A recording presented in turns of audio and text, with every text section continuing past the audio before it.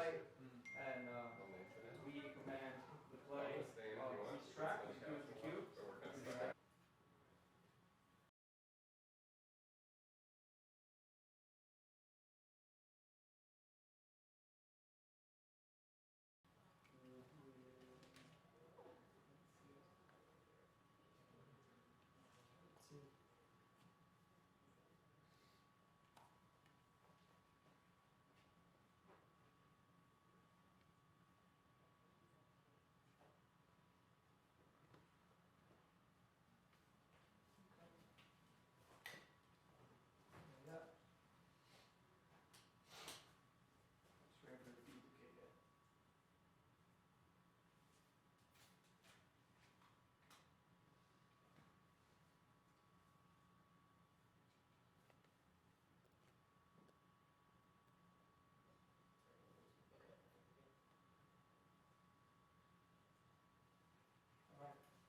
Mic grab, the feed is live. So whenever you're ready, you can. Let's roll. But don't start yet. All right, tell them when to start. We're on right now? Yep, and remember, questions coming in, hashtag one more light on Twitter. Great. Hello there. Hello, everybody. Greetings. Oh, hi, Brad. Oh, You're hey. here. Dude, I didn't even know you were going to be here. Yeah, it's good to be here. Just So thought I'd pop weird. by, say hi. Would have worn deodorant if I knew you were coming. Yeah, I noticed that. But you know, But I do have a bathtub. I know they can't see the bathtub. Just take my word for it. Well, Mark's shooting Gonna videos, so take a bubble bath at some point. So don't you worry. When Mark puts his footage of this thing up, people will see how crazy this room actually is. So welcome to release day. It is release day. How do you feel about it? Oh God, you guys! Finally, right? I feel like they're feeling like that too. Finally. A lot of talk. I know. I want to actually, before we just get started, I want to make sure we get the thumbs up and we're all good across the board. For all the different, because we're so. For those of you watching, we are live streaming on a lot of different platforms right now. I think we're on Facebook, we're on Periscope, we're on Instagram too. No Instagram. No Instagram. What was the other one? VK. VK. And Facebook, Periscope, and YouTube. YouTube was the And other the one. Facebook feed is going to start So- momentarily. Everything else is live. Okay. So the Facebook feed is not yet. Not yet. Patient. Please be patient and bear with us for one moment till we get that set up. You guys can queue up your album on whatever your preferred platform is. Make sure your shuffle is turned off. Make sure you don't have any songs on repeat. Because we're just going to basically tell you when to hit play, and we'll play through the album. You guys can listen on your end, and we'll kind of respond to some questions and talk about the songs. And ask specific questions about the songs that we're listening to. Yeah, whenever you guys, we are going to be looking at questions here on. If you're asking us when we're going to come tour in your town, which I would love to be there, we probably won't be answering that question in this hour.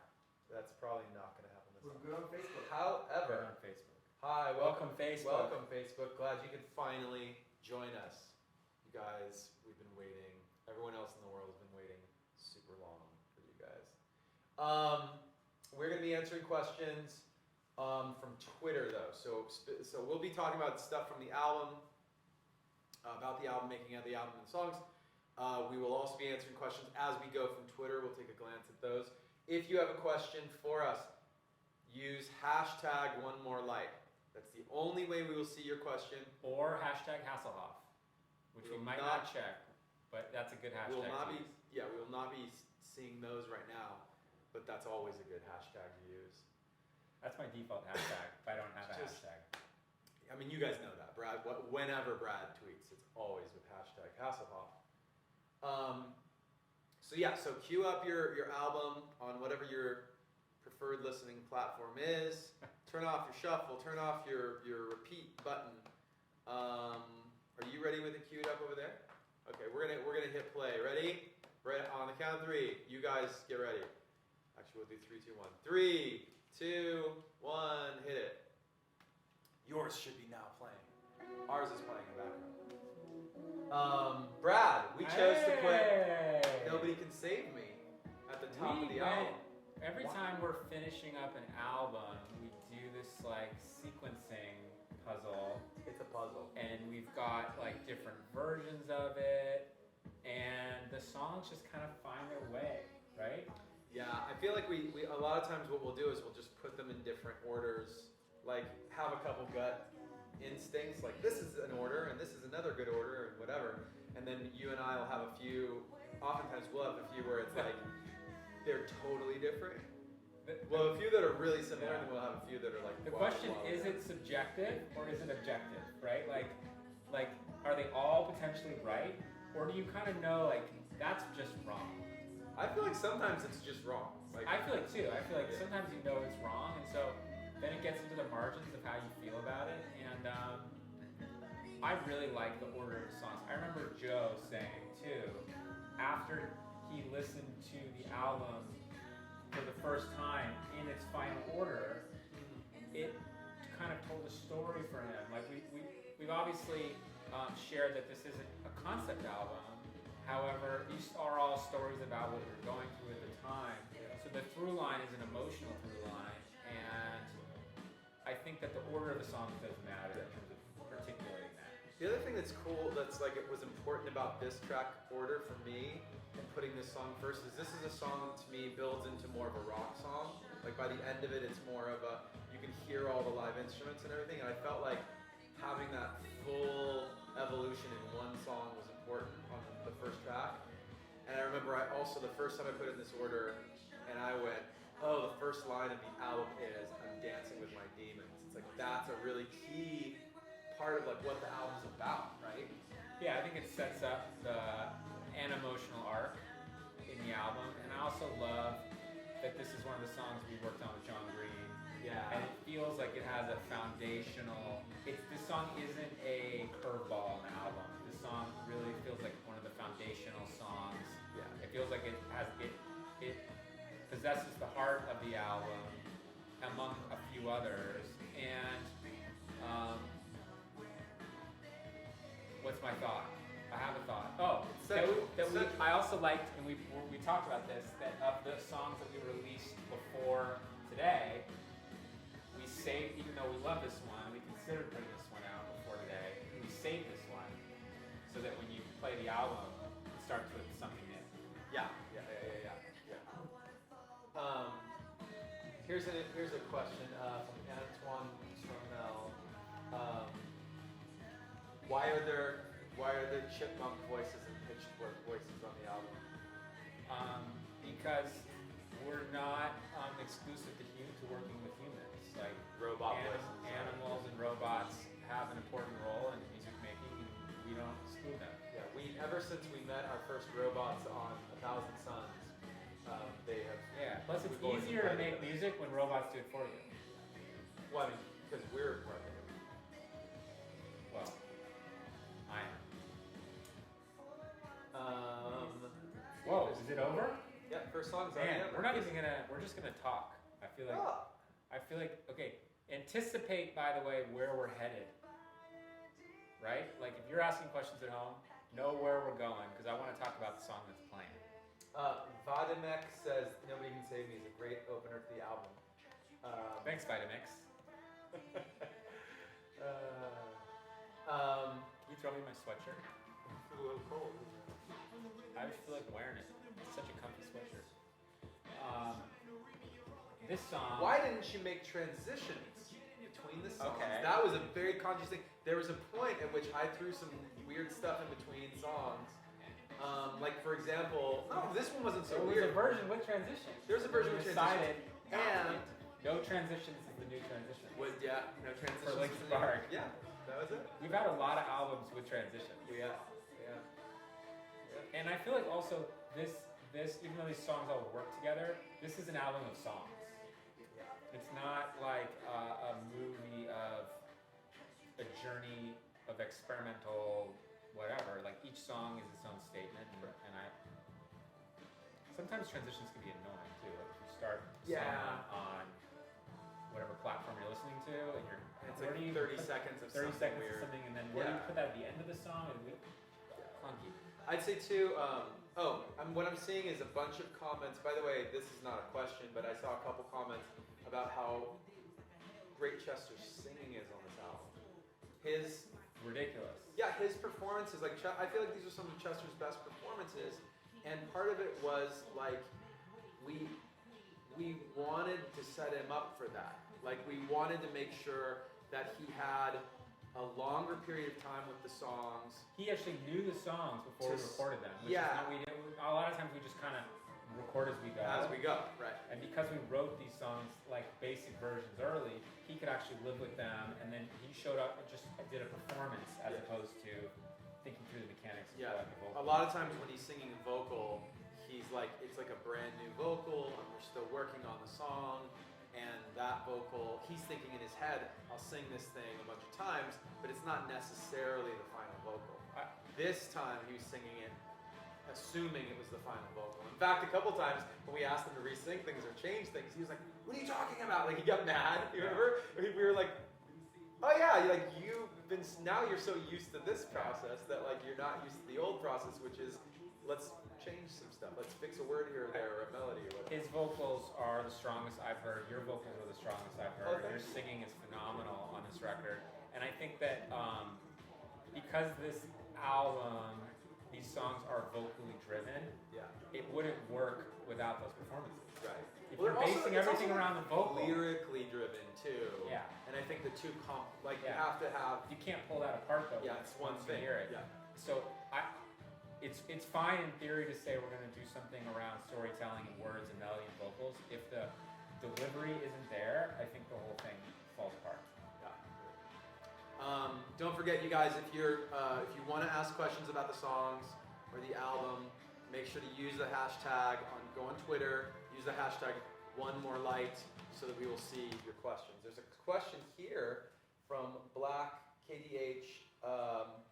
Who is from Egypt, and he, I think, asks, are the songs only about the life of Mike and Chester, or are there songs that we sang that are actually about one of the other guys, or something else? Not only are they not just you and Chester, it could be about anyone in the band, and they could be about whoever else was in the room with us on that day. Like, we had a lot of friends work with us on the stuff, and it was like open season. It's like kind of like whoever was in the room, it just had to be the most resonant topic. But I think also like it wasn't about a person's thing. It was usually about everyone. Like it was usually there might have been inspiration like this happened to me, but then everybody their own way. And if you don't, like if I come into the room and say I got burned by this person and I'm furious, if whatever I'm essentially like pitching doesn't, if you don't respond to that, we just move on to the next thing. Like it has to work. Yeah. Betsy GC asks, why didn't Mike do all the rapping in Good Goodbye? I did 2 verses, and then I didn't want to do a bridge. I just thought 3 verses by me would be just too much. And when that happened, it was like, oh, well, let's find a guest for the bridge. And then it was like, why don't we have 2 guests? That'd be, but we've never done that. And that's when we decided to reach out to Pusha T. And the second verse, you rap that at the show, right? Usually, I try to. Yesterday I didn't quite get there. That wasn't a dig. I'm making fun of myself. Like the songs, like there's usually with a lot of these, I know the songs backward. I know everything on the songs backward and forwards. The thing about the Good Goodbye verses is that they're written really similarly, and so my brain keeps wanting to change them, like flip flop them. So that's been a challenge for me. Dude, I just watched the video of this song in Chile. Oh, the Chile crowd. And the whole crowd is jumping. And it was only the second time we played the song. We hadn't released it yet. that was bananas for Yeah. me. And in fact, it was so crazy, I actually forgot how to play the song. You got distracted. I literally got so overwhelmed by like the crowd response, I forgot to play the song. Yeah, this song is a really fun song live. They're talking about the live experience here. You know what's funny is like someone was at the Kimmel thing and they saw these yesterday because we played a bunch of songs after the televised performance. Basically a lot of new songs, and hadn't heard those songs and said, "Wow, those songs work really well live," because she'd never seen them before. And I was like, okay. "Yeah, thank you." And it was just funny because in this person's experience, it all integrated so seamlessly into the show.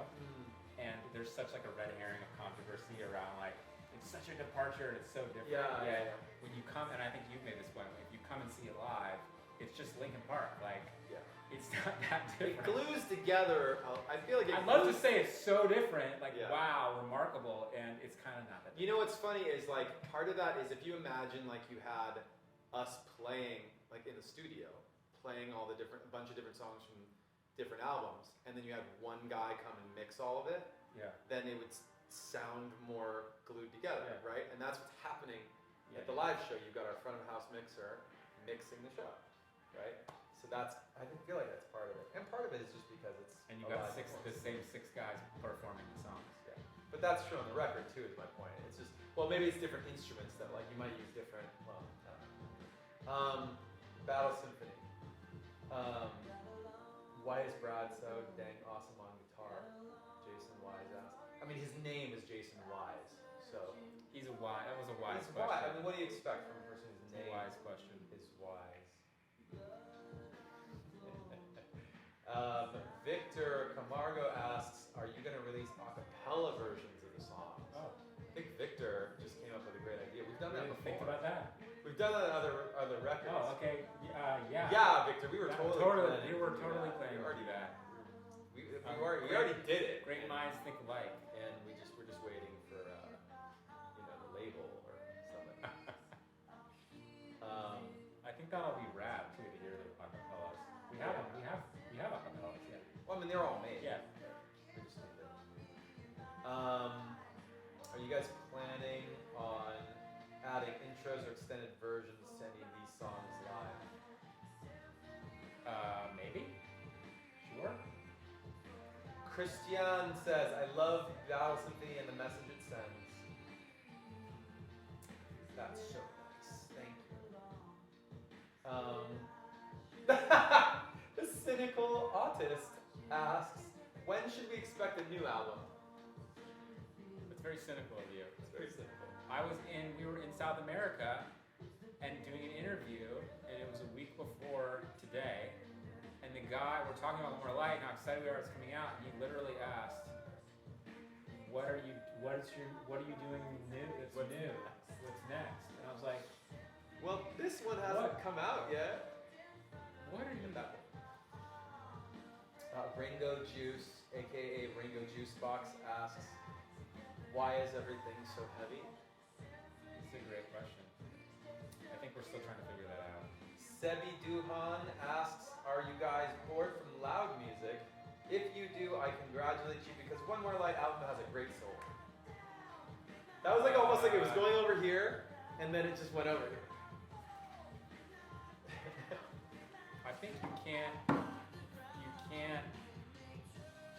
fake like whether a song is great or not. Like you can put on like whatever outfit you want. If the song sucks, then it's gonna suck in different.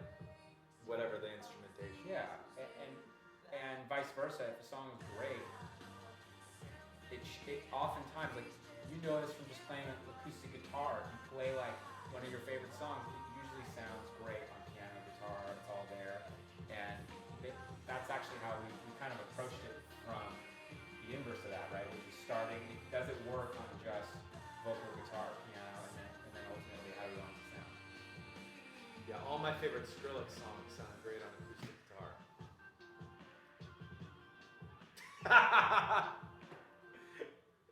I was thinking like, because we had the same conversation, so there's a background to that comment.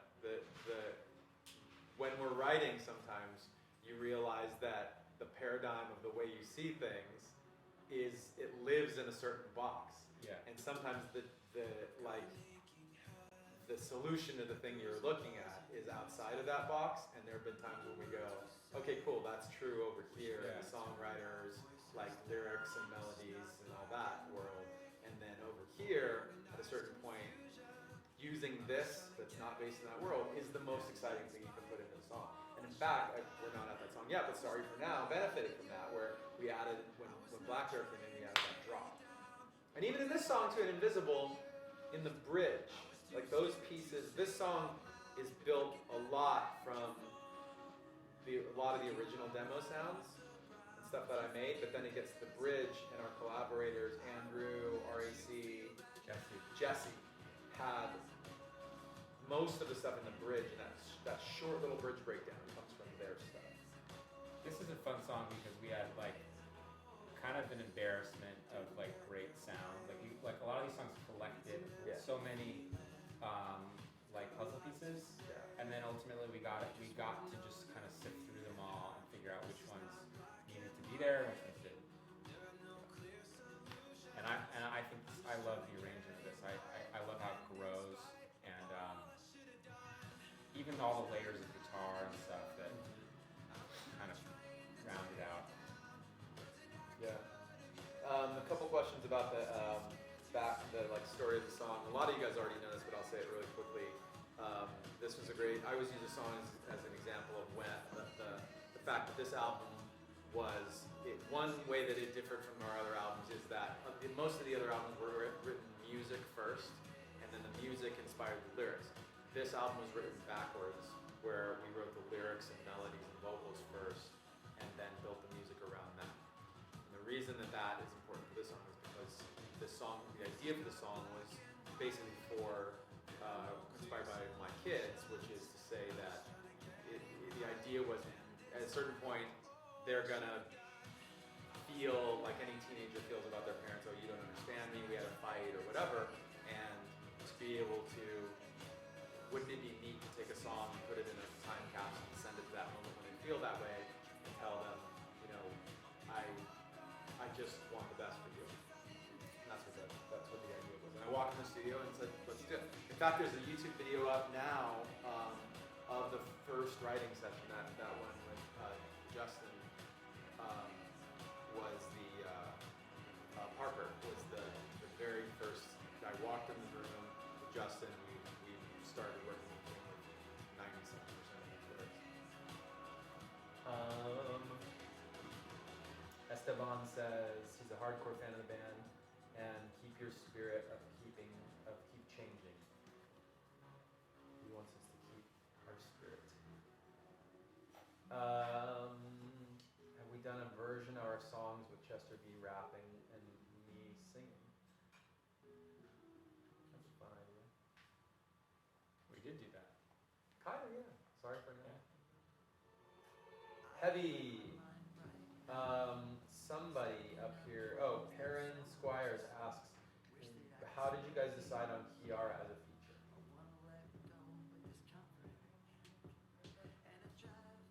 Am I supposed to tell the story? Give them a short version. Well, we wrote this song with our friends Justin and Julia, and we had Julia sing it after we wrote it. So we always had a girl's voice on it. Like, we had the whole song was a girl's voice. Anytime we worked with somebody else, just because they were there that day and they wouldn't be there later. If they were a good singer. If they were a singer, then we'd have them sing it just so we had a reference. Because like they might bend a note a weird way or sing a rhythm a different way. And most of the time that stuff, like, it was just there for reference. Yeah. But in this case, Julia is such a talented singer that we really liked something about that. And it inspired us we wanted to have a female voice on the song. Yeah, and I have it on my phone, and it's a dope version of the song. and then Chester recorded the whole song, so we had the whole song just Chester. Just Chester, that's right. And then we thought it'd be cool to add the female voice back in, have that dynamic. And you knew Kiara through Zane, and she came in, you played her stuff, she loved this, right? Threw her on it, we heard it, it was dope. I think she came in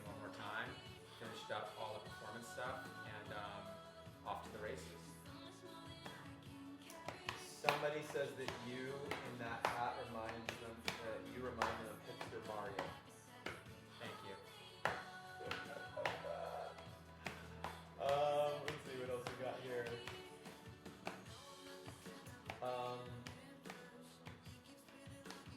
Are the kids on the cover our kids? No, they are not. Someone pointed out that there's 6 of them, which I There didn't even certainly are. Which I didn't even know. Of course there are. There's also hexagons all over the record. Frank Maddox has been our partner in crime on the art for our entire career. He's had varying degrees of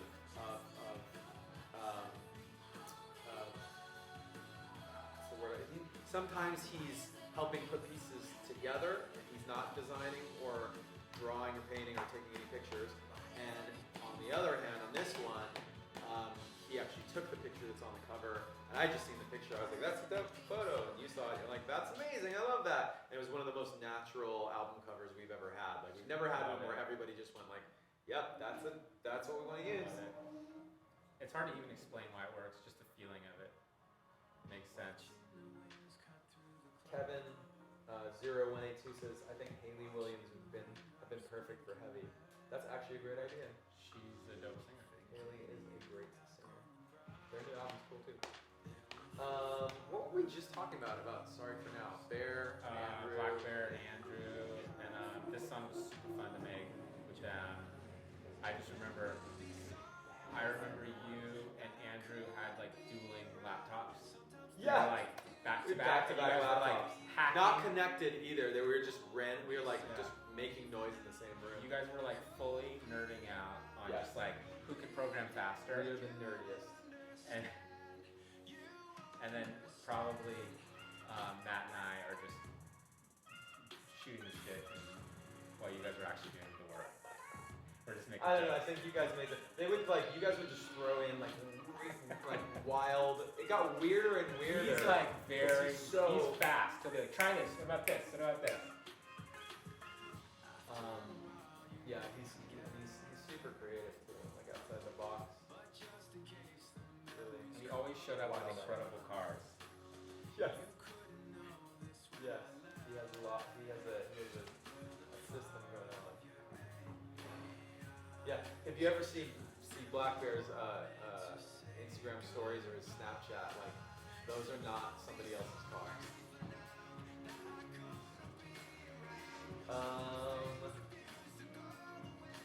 Tell Brad to use Twitter more. Thanks in advance. Hashtag with more life. I'm thinking about tweeting this year. Brad's gonna tweet this year. Yeah. I'm cooking up a tweet. Stay tuned. Is the F word on heavy the only curse word on the album?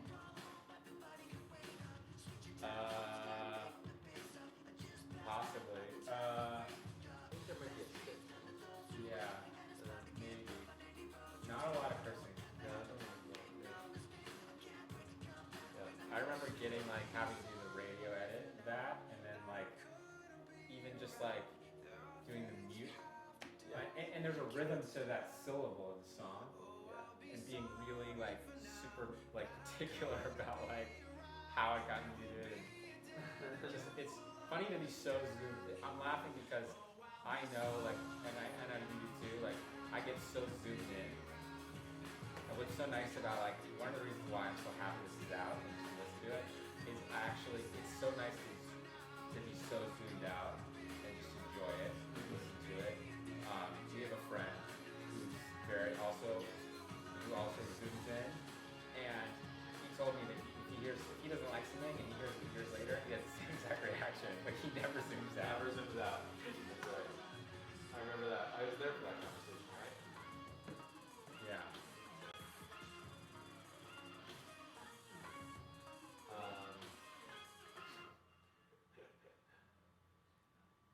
I'm trying to look through these. A lot of these. So I got a call from a very nice call from Ross today, congratulating us, who co-wrote this song with us. And Ross came in. here's one of the reasons why I credit Ross with really helping us so much. I remember him coming in.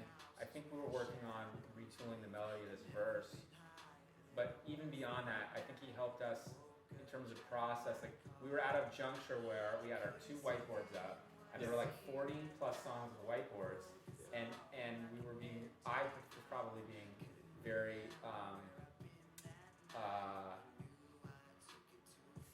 precious, like won't let go about like we really were having trouble like narrowing, and he's like, if your goal is to narrow the songs down, why do you have 2 huge whiteboards with 40 songs written on it? Like, even if people come in to work on the songs, all they see is that you've got like 1 million songs. Like, why don't you just like put those boards out and then write the names of the songs that you want to really finish? And I knew that was right, and it was so like, I was so resistant to that. Because I was like so proud of just like the mass of material. I even said to Josh, our engineer, he's like, oh, should I just like erase them and we'll start over? I'm like, no. Don't erase them. Let me take pictures of both. Just put them somewhere and protect them and then go buy new whiteboards. Kelly Drobness asks, will we get to see some new art soon? One thing I really like about this album artwork, and one thing I really like, to be real clear, I like the photo textures. It's a lot of this is 35 millimeter analog photo. So what I would love to see from you guys is shoot some actual photos. Like shoot some photos and put those online. Like yeah, you can go shoot them with your phone and like, you know, put an Instagram filter on it and stuff. That's cool. But shoot some photos.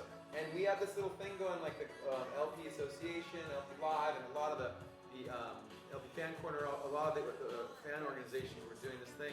Like, I want to retweet you guys with some of your photos of, you know, sunset, sunrise. You gotta put a Linkin Park shirt, like wear your shirt and be in it, or put a logo in it somewhere, so that I know you're not just showing me your picture from your vacation like 5 years ago. Show me that it's now and that it's for the album. Put the hashtag on it so we can retweet you guys and favorite you guys. You can do that now. You can do that later. We'll keep our eye out for them.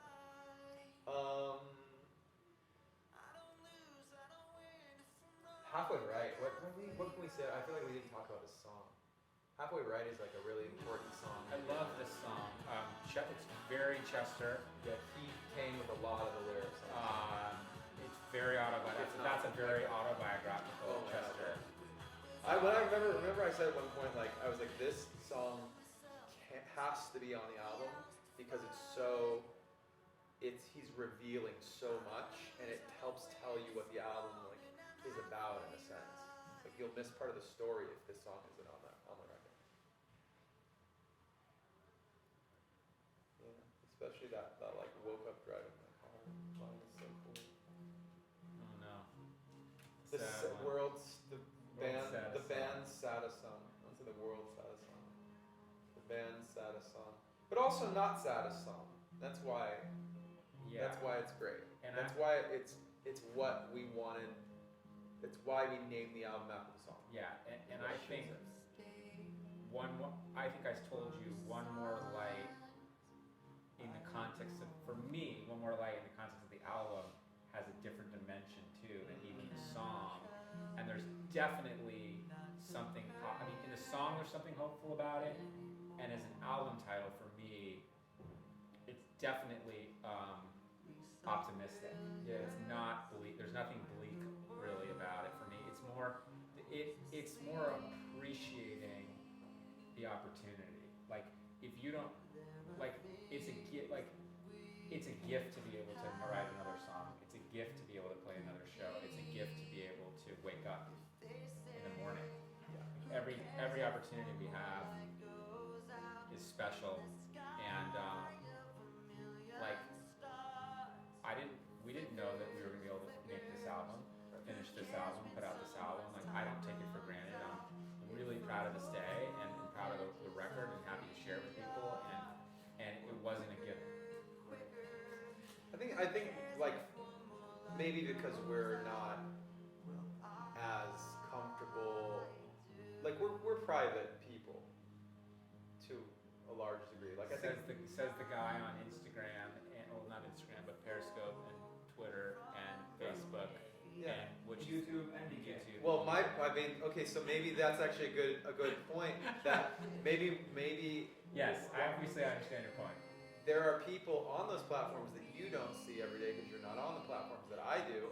And I'm like, yo, they're showing pictures of them and their kids. Like they're showing pictures of them and their families. They're showing people put crazy stuff on the internet, and that I wouldn't do. Like I'm not about that. And then I think even fans of ours know. Like, this is another thing you probably don't know, but like if a picture goes up of something like that obviously I will not be happy with, our own fans go to bat for us and say, hey, could you take that down? Like that's the guys would not be happy seeing that up, and they'll like police themselves. So I totally appreciate that, first of all. But second of all, with that said, like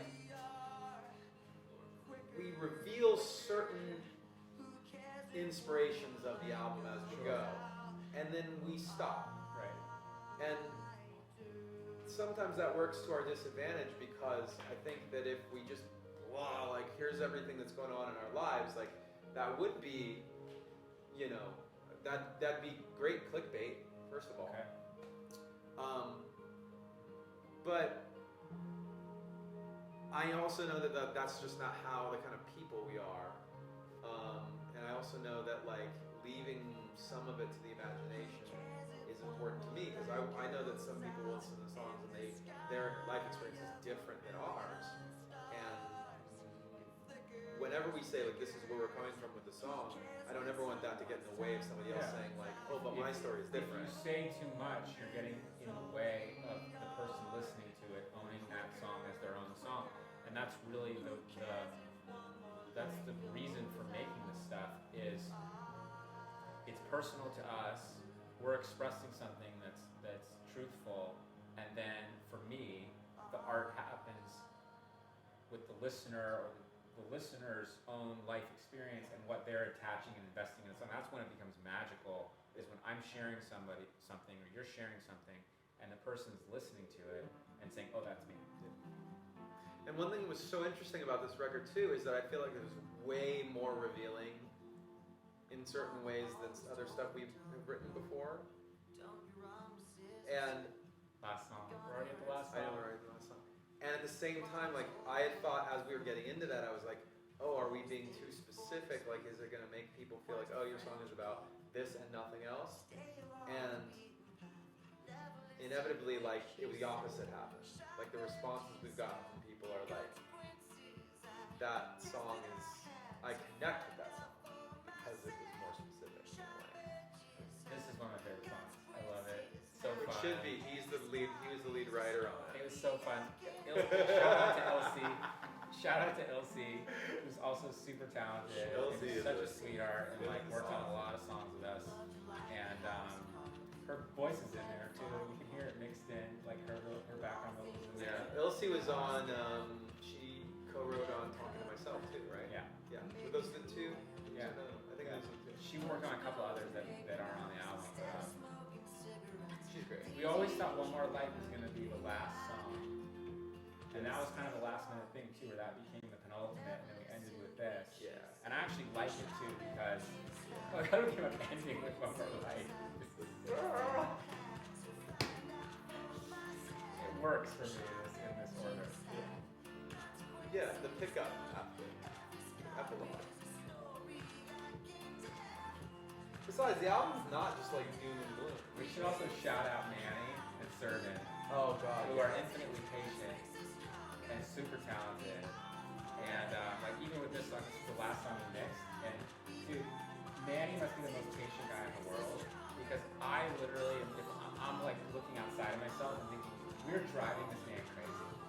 I mean, I've heard stories of, not to name any, but I've heard stories of other artists who are, who notoriously go back over and over and over, like dozens and Way dozens more of than lot way more than more. us. So when we come in and work and I'm so self-aware. readdress a though, mix for half a dozen times, I don't think it's really, hitting his radar. But Manny and Servant mixed the record. They're world. They're phenomenal. Their assistants are phenomenal. Chris Geringer, who mastered the record, did a phenomenal job. I sent a kudos to Ethan, our engineer today, and Josh, who worked their asses off for us. I mean, so much heavy lifting and so many great collaborators to make this record. Really just proud to be a part of it. Proud that Mike puts up with me, as do my other bandmates, and it's a big day, and we're really excited to share it with everybody. Thank you for joining us here. Should we answer a few last questions before we sign off? Yeah, we could do that. I think let me see what we've got here. Let me just go back.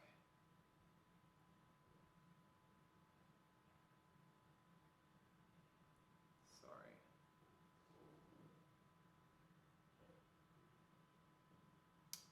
Yeah, I think I don't know if I have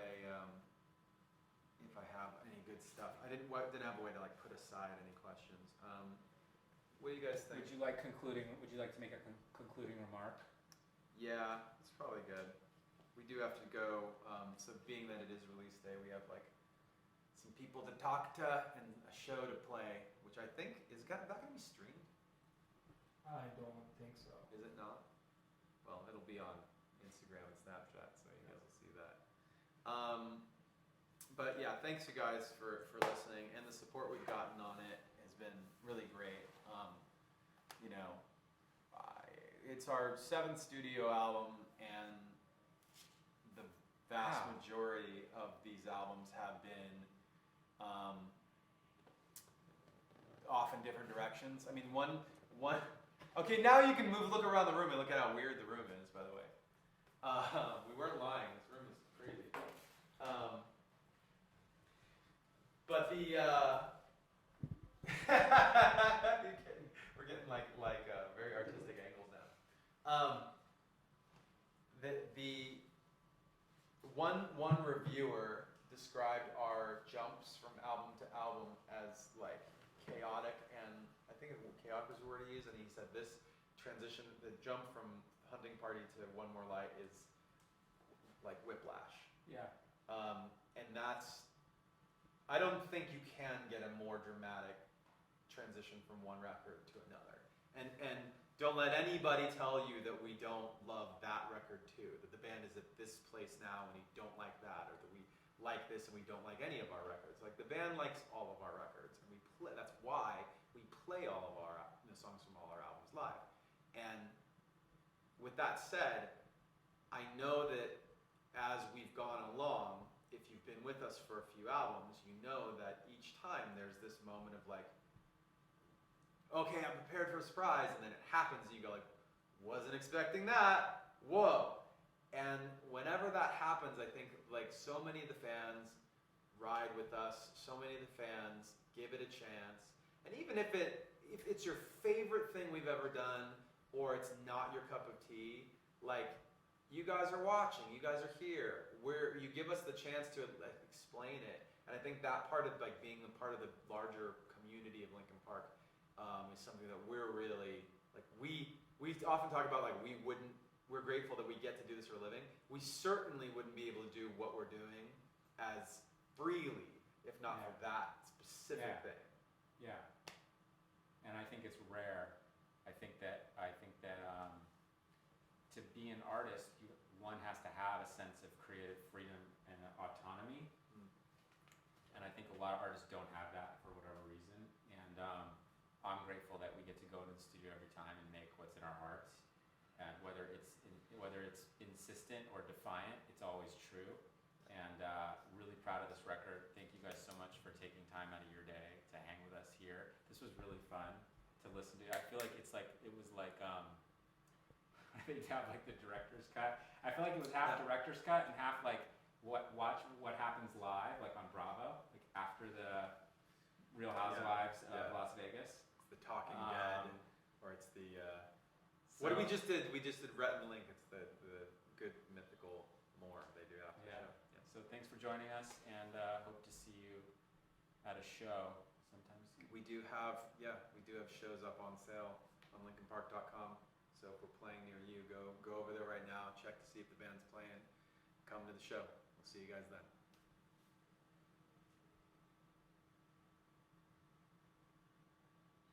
Thanks, you guys.